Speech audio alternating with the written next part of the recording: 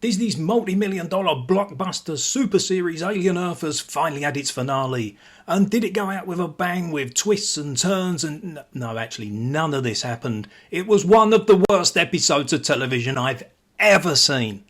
Even taking into account the poor standard of the previous episodes, this is shockingly bad. I've sat through this car crash of an episode, so you don't have to.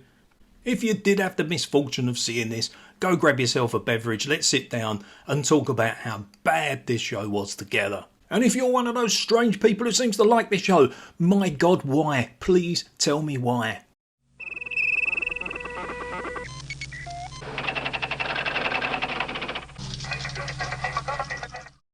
Let's start with the fact that the runtime of this episode was 43 minutes. That's the first red flag. That's less than the runtime of an old school show like Next Generation.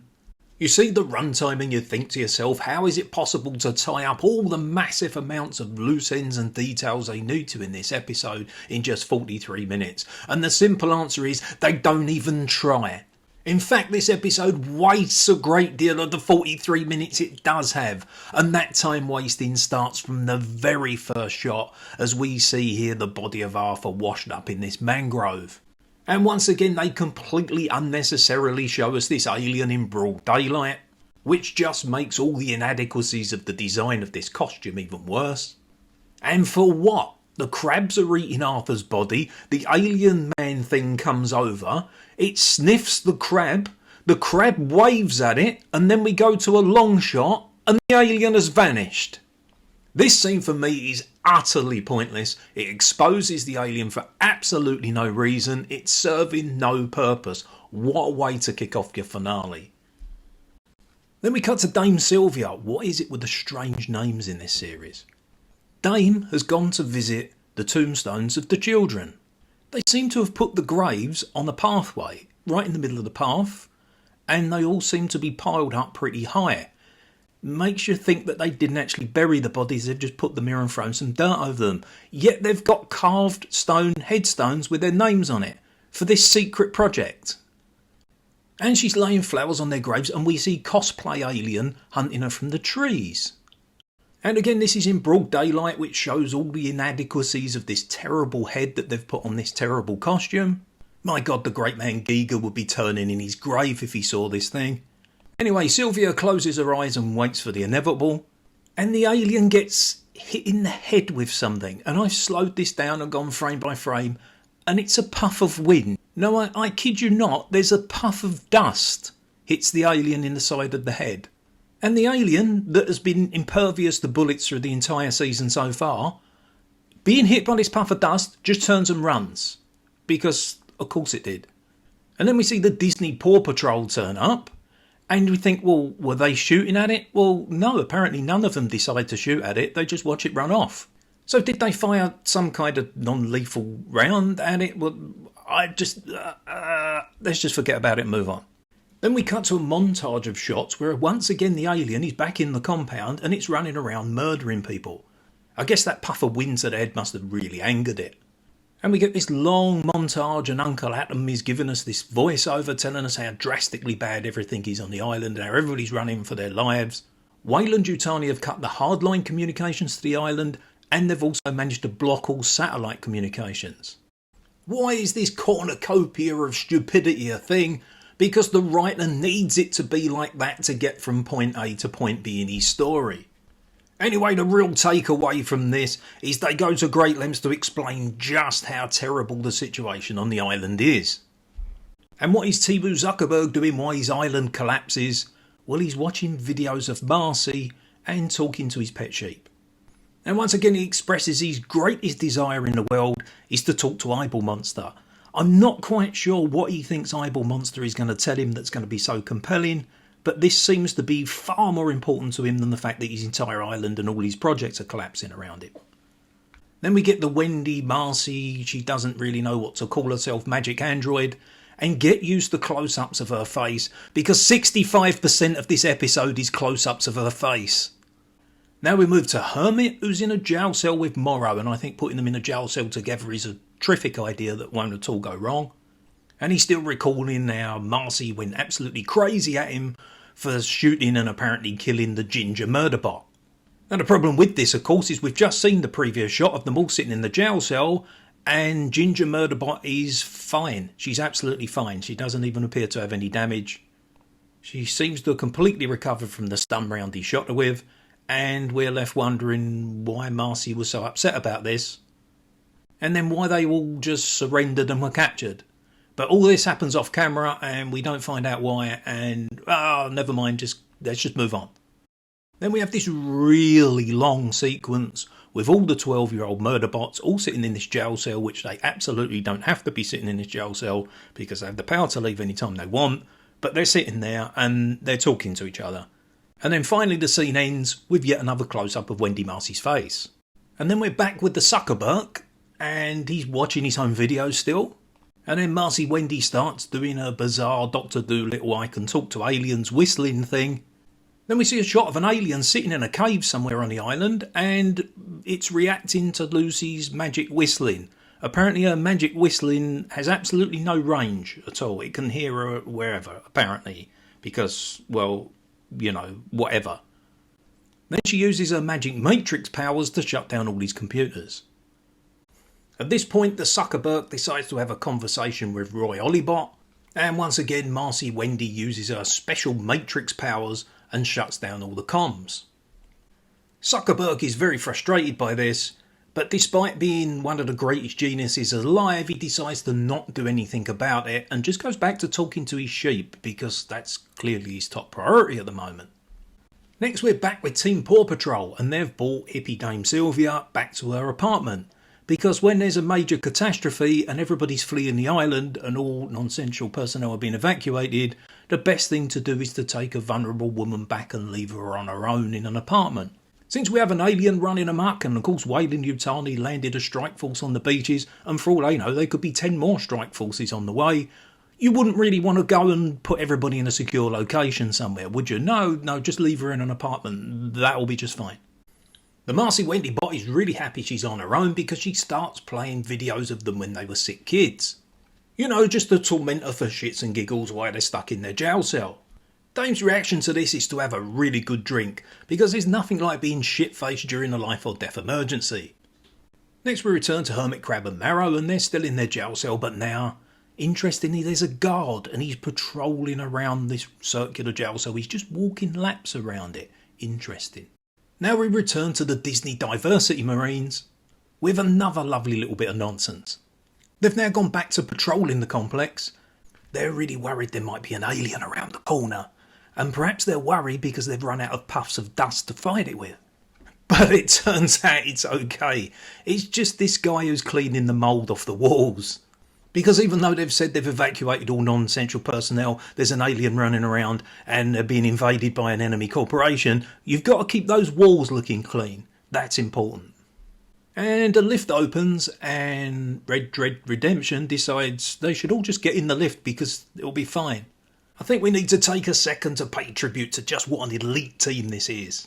Gormless looking grey-haired old guy, the Red Dread one-armed bandit, and last but certainly no means least, we've got He-Man hair on the outside there. These are exactly the kind of security guards you see at trillion-dollar companies. And then, oh no, a self-destruct sequence is going off and there's a timer and a countdown. Finally we get some drama. But no, it turns out it's just the kids are playing games with them. Because, you know, you get self-destructing lifts, don't you, in big trillion-dollar complexes? They all have self-destructing lifts, don't they? So anyway, the thing in the lift just sort of goes away. And I think we need to take in for a second just how convenient it is that the jail cell the teenage murder bots are all stuck in is surrounded by network cameras. You would think a super genius, or any human being with half a brain for that matter, knowing that Marcy can hack computers, might have even gone down there and unplugged them. But then of course if they'd done that, this wonderful story couldn't happen. Including this next wonderful piece of writing where Marcy starts thinking about a time when she used to be a little girl with cancer. And then we get treated to this wonderful flashback sequence. Of course, having a big flashback sequence that tells you absolutely nothing they haven't told you already in earlier episodes might be considered bad pacing. But of course this finale has absolutely no pacing, so it doesn't really matter. And we see Joe sitting in the back of his armoured personnel carrier and he's crying looking at the letters and the pictures. Of course, the problem here is there's absolutely no way for Marcy to have known any of this. She was just a small girl at the time and didn't have her superpowers. Of course, this could lead you to answer the question, how can she be having a flashback to events she couldn't possibly have witnessed? And the audience already knows all of this, so what is the point of this sequence?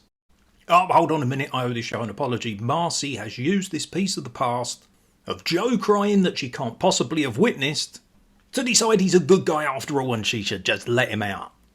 Of course, there's a slight problem that if you let Hermit crab out, you're probably going to have to let Morrow out as well, and we've established over the course of the whole season Morrow is a very, very bad man. But I'm sure it'll be absolutely fine. I'm sure... Oh, no, actually, he's brutally murdered someone straight away. It was super convenient that security guard was walking past the door at exactly the right time. Marcy doesn't care about his death because, that security guard could have had a wife and kids. Or never mind, let's just move on. Let's just take a second to appreciate the fact they thought they'd contain Morrow by putting this chimney pipe on his arm. And then he turns a key and it just falls off. Now, handcuffs work because your wrist is thinner than your hand. This thing was attached to the fattest part of his arm, but never mind, let's just move on. Now we go back to Rutger Olyphant, and he's in the lab, and there's actually armed guards outside the lab. And it seems Roy Rutger Olyphant is taking some time out from all the catastrophe around him to do some nice hobby electronics. He has his soldering iron and he's tinkering away. And he has his goggles on there, and maybe he's building something, and it's a bit like the A-Team.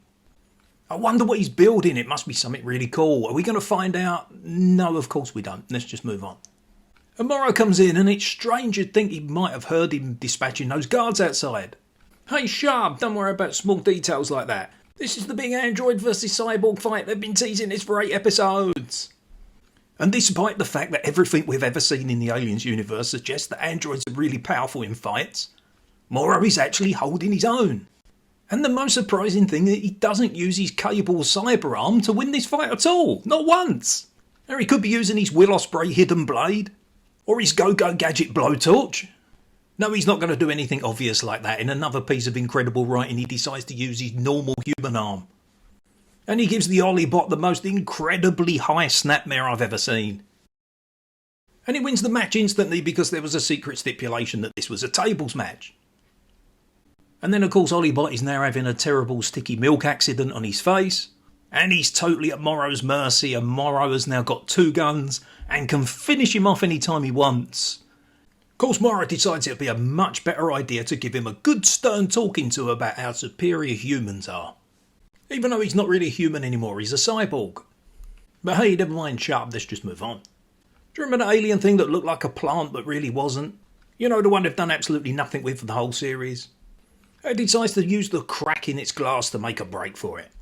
Morrow gets distracted and Roy Olyphant gets him on the floor and chokes him out. Once again, Morrow seems to completely forget about his powerful cyber arm. And now we have yet another alien creature out on the loose no one seems at all concerned about. And then we find out Marcy and the kids are watching this fight for free. Yep, that's right, they steal pay-per-views now as well. And I'd like to congratulate the director on the 100th close-up of Marcy's face. Then we get another close-up of her lips and her buck teeth when she does her magic alien whistle, and the alien, which is outside, comes running. Because, of course, as I said earlier, this magic whistle she has, it has no range. There's no range on it. Hey, look, another close-up of her face. Maybe they're going for 200. Hey, look, the Suckerberg is back, so we must be really building up to a big finale now. I bet this is going to be full of really cool shocks and twists and turns. And then Marcy chooses this time to flick the lock on the jail cell, showing that they didn't need to be in this jail cell for the whole episode. They could have been doing anything they wanted. They just like sitting in the jail cell. And of course she's got telekinesis now because the door flies open violently, even though there's clearly no motorisation on the door. Now we finally get the Zuckerberg's backstory. And he tells us about how he had a terrible drunken father, so he decided to build himself a synthetic. And this completely convincing synthetic took over as head of the family and allowed him to use it as a figurehead to build one of the 5 biggest companies in human space. There is a slight problem with this story. He says he did this when he was 6 years old. This is a real thing. This is a show that Disney is making, spending hundreds of millions of dollars on. A 6-year-old built a fully functioning synthetic. Most 6-year-olds are building blanket forts and playing in cardboard boxes, but no, this guy built a fully functioning synthetic. At just 6 years of age. That's some really serious young Sheldon shit there.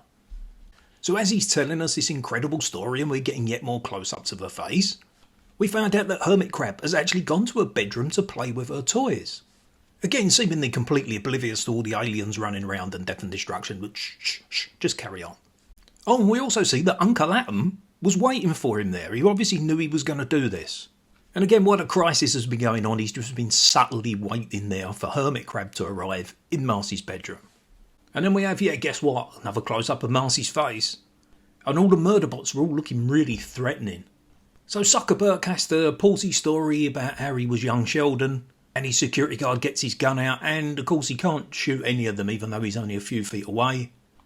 And of course the ginger murder bot jumps down and grabs him and smashes his face in and adds yet another horrible murder to her list. Now at this point something really strange starts to happen. All the lights in the building start to flash and pulse like they're at a 90s rave. Now I have no idea why this happens. Maybe Marcy is using her special Neo Matrix powers to play some rave music and make the lights flash. I don't know, but this happens. And boy has to run. They say, run, and he does run. And then Marcy lines up her whatever power they feel like giving them this week Rangers. And she gives all the Lost Boys their marching orders and they all happily run off to do her bidding. And then waiting till after they've all gone, she then says, no one touch my brother. Then we cut to Uncle Atom, and Uncle Atom, having cleverly known that Joe would obviously in a catastrophe go and collect Marcy's toys for her, Uncle Atom decides to make Joe a proposal. And of course Uncle Atom and Zuckerberg have been so trustworthy and reliable, Joe just says, yeah, okay, fine, and goes with him. And Dumb and Dumber are on their way to the lab to hurt some people, and they're actually concerned that they've already hurt some people, even though they're on their way to do what Marcy says, hurt some more people. The $1 trillion security team have finally got the alien cornered. Do they kill it? Does it kill them? We don't know, they don't show it. Maybe they'd run out of puffs of wind. Instead of showing that fight, they show us a long gratuitous shot of some plants, which eventually leads to Dame Gypsy looking out of the window. Now take note here, it's obviously night time and raining at this point, even though it's broad daylight outside just a few moments ago, and in a couple of scenes time they'll show it being daylight again. You may have noticed in the background, for some unknown reason, the ginger murder bot has just dropped out of the ceiling. Why she just dropped out of the ceiling randomly, I don't know. This scene goes nowhere and just stops. And finally Dumb and Dumber arrive at the lab, and for some reason the Ollie bot is still just lying on the floor next to Morrow. He does seem to have a little bit less of the sticky white mess in his eyes. And Dumb then decides to tie up Ollie bot, while Dumber picks up a canister and smashes Morrow in the head with it. And again, I think he'll probably just be fine, right? And then Uncle Atom and Joe are walking the corridors of the complex, and all of the chaos and aliens and invasions going on. I mean, it's barely an inconvenience because they've got things to do. And then Uncle Atom opens up the door and shows that they've let the sheep out of the crate. Of course, he was probably taking a bit of a risk opening the door and not knowing if the eye had got out the sheep or... Oh, never mind, let's just move on. We've got to move on because this bit is really good. The eye is watching him from the sheep, and Joe sees that, and then the eye crawls out of the sheep and attacks Joe. Joe decides to climb into the sheep's crate, and he holds the door shut because there's a handle on the inside of the crate. Because, of course, when you want to keep something captive in a cage, you always put a handle on the inside. But the magic eyeball is way too smart for him. It crawls around the other side and comes in through the feeder. Which then makes you wonder why it didn't just get out the sheep, use its tentacles to open the door, or go out of the feeder itself. Oh, but hey, shut up, never mind, let's just move on. So it turns out that this eye monster that they've been teasing is absolutely terrifying. It's easy to stop, you just put your hands up and it can't get to your face. That's it, it's that simple. At this point, somehow knowing that Joe was in terrible danger, Super Marcy dives through a window and slaps the creature away. Now Marcy could of course go over and crush this with her superpowers, but she decides not to do that. She goes over to a rack of android parts, grabs a part and then gives that to Joe to hit the monster with. Top strategy from Marcy Bot there, top strategy. But unseen, Uncle Atom has reappeared and he decides to twat Joe over the back of the head. He then grabs Marcy and flings her violently across the room, revealing himself to be an android. If this is meant to be a big surprise, it wasn't, because they've been hinting at this all season long. If you didn't already know he was an android at this point, leave me a comment. And rather than pressing his advantage against Marcy, he takes his time to take his jacket off. You wouldn't want to wrinkle your jacket when you're having a big android smackdown. And he also strangely takes his tie-pin off. You think having your tie tied down would be better than having it flapping about loose that someone could grab it, but oh well, whatever, let's just never mind, let's carry on. Marcy doesn't leap for him, she makes a leap across the room and kicks Eyeball Monster first. And then she turns to Uncle Atom and freezes him with her magic matrix powers. At this point we may as well just name her Neo. And she says she's able to freeze him because he's connected to the network. Why is he connected to the network and why doesn't he seem to use the network? It's anyone's guess. Strangely she completely freezes him apart from his eyes. His eyes can still move. So then you have to ask yourself a question. Could she stop everything in his body but his eyes? Or did she just want his eyes to be the only thing he could move? For whatever reason. Anyway, whatever, let's just move on. Now our Eyeball Monster escapes, which concerns no one makes any attempt to stop it. And instead the two characters just decide to stand there and have a really good chat. Oh, and just a side note, I want everybody to look out the window and once again take note of the fact it's pitch black darkness and raining. That will be relevant again in a second. So Neo Murderbot has decided she's very, very cross with Joe for hurting her Ginger Murderbot friend. And to be fair, Joe does try to make a robust defence of his own actions here and does point out the fact she was brutally murdering a load of people, literally pulling them apart with her bare hands. And of course it should be pointed out there was absolutely no consequence to him shooting her, she was absolutely fine, yet Wendy is still very, very upset about this. And we also learn here that Wendy Marcy Murderbot actually loves the aliens because they're honest. Joe then reminds Marcy that we're basically just food to this species. And Marcy goes, no, you're food. I'm fine, I'm just an android, I'm in no danger. And then Joe, like I should imagine anyone in the audience with an IQ over 90 who's watching this, just kind of goes, whatever, let's move on. And of course Wendy briefly stops to push Uncle Atom over. And of course we see his little eyes moving again. And then after another one of those really long fade to black transitions, we see the boy who would be king not running to escape, but skipping. He must have taken the wrong turn because once again he's ended up in a 90s rave. But this time cosplay alien is doing its best Spider-Man impression, stuck on a flat ceiling above him. Then man in rubber suit just drops down and sits in front of him. And instead of tearing him apart, it just sits there. Marcy and Hermit Crab appear and now they're moving in slow motion. Some guards appear out of the blue. And then Marcy does another magic whistle and somehow the alien knows not to hit the Zuckerberg and proceeds to tear all the soldiers apart who either can't shoot straight or their bullets won't hurt it. Marcy really has got incredibly precise with the alien language, which of course is ridiculous, but that would be a whole nother video. Joe then does his best Randy Orton impression and punk kicks Boy K in the head. And now we're back with the Paw Patrol and they're in the alien lab. And why have they gone to the alien lab? Well, because Noah Hawley has realised this episode 10 and there's one of the aliens he hasn't done anything with yet. And Paw Patrol guy rips off aliens with a Stay Frosty line. So they just get to the alien they forgot to use. I think they called it Plum Care or something. They should have just called it I Don't Care. It wouldn't have mattered. And Red Dread's redemption decides to go and stand under it. And it picks her up and eats her in exactly the fashion we all expected it would. You know, this was a scene where they could have had a decent jump scare and had a actual little bit of horror in this horror product. But instead they completely telegraphed this by showing the alien moving in the background, the liquid dripping on her head and her looking up dumbly into the camera.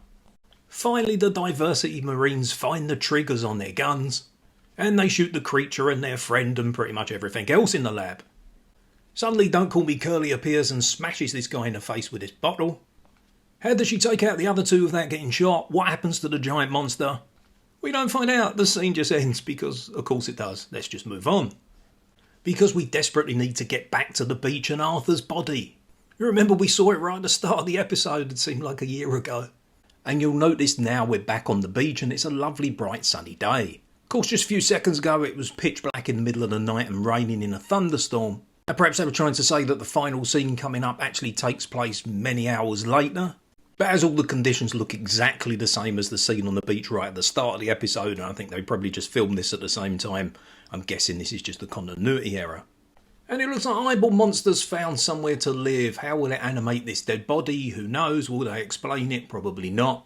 I think it just made sense that the fact it couldn't beat someone as pitifully weak as Joe, its best bet was to go for a dead body. And then we get to see a scene that was the closest this episode got to doing anything cool. We see, I think it's 7 Weyland-Yutani dropships on their way in. Once again, it's worth noting we're back to bright sunshine. So bearing in mind the next scene is the final scene in the episode, and it's taking place while Weyland-Yutani dropships are flying overhead and could be bombing the island for all they know. Of course, there's the small factor that this island doesn't seem to have any air defence whatsoever. And if you was hoping there'd be a massive battle, you're going to be enormously disappointed because nothing comes of that. Instead, we return to the jail cell with the weird elevated benches to find that the Lost Boys have captured all of their enemies. And Morrow has his pipe back on his robot arm that he chooses not to use anyway, and he has some chains around him, so that'll be fine. Now, if you're expecting there to be some kind of twist, there absolutely isn't, and if you're expecting them to dish out some kind of justice to their enemies, they absolutely don't. And the girl now doesn't want to be known as Marcy or Wendy or anything else, so I've got no idea what we're meant to call her. Just says to Boy K, he's not really a boy, he's a very, very bad man. No, that really is it. She just says to him, you're a mean man. So now we have everybody in one room, minus the android who got eaten by Brundlefly. Cosplay alien turns up, and baby alien turns up, and they give her a little nod. And her friends just say to her, what now? And she says, now. We rule. The Suckerberg laughs one last time, and the show's over. What is it she thinks she's going to rule? There's 5 of them and 2 aliens. Weyland-Yutani have a small army on the way and could probably just nuke this place from orbit if they wanted to. What exactly is it she thinks she's ruling? Anyway, I hope we never find out. Let's pray this garbage, this hot awful garbage never gets a season 2. Start a letter writing campaign, say to Disney, please no more, please no more. I've had enough of this utter filth for now. I'm going to go and play some great Aliens games and get the taste of this out of my mouth. As always, massive thank you for watching one of my videos, and I hope I catch you in another video very soon. Thanks for watching.